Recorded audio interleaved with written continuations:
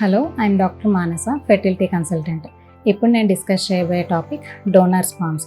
అసలు ఈ donor sperms ఎవరికి యూజ్ చేస్తారు, ఈ డోనర్ స్పర్మ్స్ మనకి ఎలా లభిస్తాయి, ఈ డోనర్ స్పర్మ్స్ అనేవి ఫెర్టిలిటీ ట్రీట్మెంట్స్లో యూజ్ చేసినప్పుడు సక్సెస్ రేట్స్ అనేవి ఎలా ఉంటాయి అనే విషయాల గురించి ఇప్పుడు మనం తెలుసుకుందాం.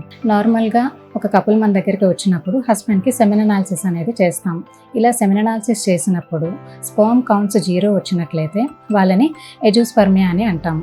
అలానే ఒకటే రిపోర్ట్ ద్వారా వాళ్ళని ఎజూస్పర్మియా అని కన్సిడర్ చేయము.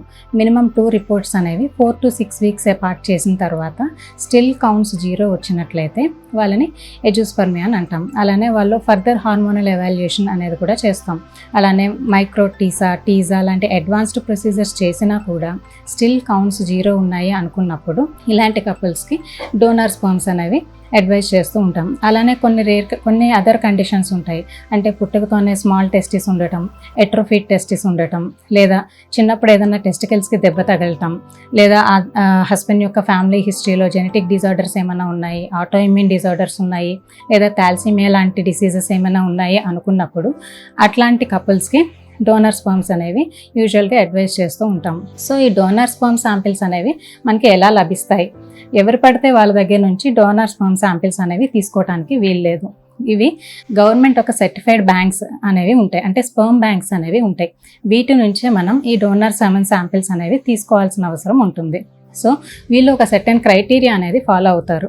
యూజువల్గా డోనర్ యొక్క ఏజ్ అరౌండ్ 21 to 45 ఇయర్స్ మధ్యలో ఉండేటట్టు చూసుకుంటారు.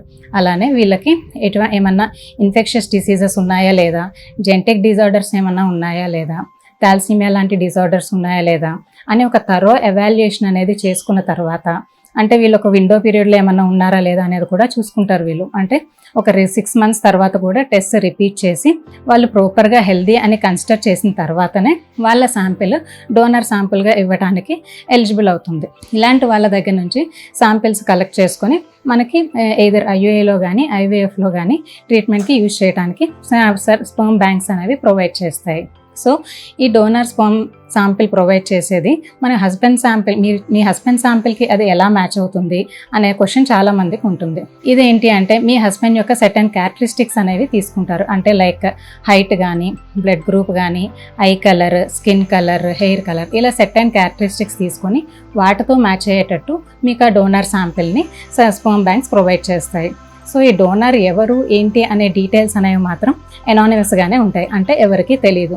వాళ్ళ యొక్క ఎడ్యుకేషనల్ డీటెయిల్స్ కానీ, ప్రొఫెషనల్ డీటెయిల్స్, లేదా రిలీజియన్ కానీ, ఫ్యామిలీ హిస్టరీ కానీ, ఇలాంటి డీటెయిల్స్ అనేవి మాత్రం రిసిపియన్కి తెలియదు. అలానే ఫెర్టిలిటీ సెంటర్కి కూడా తెలియదు. ఈ డీటెయిల్స్ అనేవి ఎనానిమస్గానే ఉంటాయి. ప్లస్ ఈ డోనర్ శాంపిల్తో మనం ఐయుఏ కానీ ఐవీఎఫ్ కానీ చేసినప్పుడు సక్సెస్ రేట్స్ ఎలా ఉంటాయనే క్వశ్చన్ చాలా మందికి ఉంటుంది. డోనర్ శాంపిల్ని ఒక హెల్దీ ఇండివిజువల్ నుంచి తీసుకుంటారు కాబట్టి ఆఫ్టర్ థరో స్క్రీనింగ్ వీళ్ళలో సెమెన్ వాల్యూమ్ అనేది మంచిగా ఉంటుంది, అంటే more than 2 ml ఉంటుంది. స్పర్మ్ కాన్సన్ట్రేషన్ కూడా more than 50 million దాకా ఉంటుంది. మొటిలిటీ కూడా more than 50% ఉంటుంది. మార్ఫాలజీ అంటే size, shape of the head, ఇవన్నీ కూడా more than 4% వరకు ఉంటాయి. స్పర్మ్ పారామీటర్స్ అన్నీ కూడా నార్మల్ రేంజ్లో ఉండటం వలన ఈ శాంపిల్తో మనం ఏదర్ ఐయుఐ ప్లాన్ చేసినా కానీ ఐవీఎఫ్ ప్లాన్ చేసినా కానీ సక్సెస్ రేట్స్ అనేవి చాలా బెటర్గా ఉంటాయి. Thank you.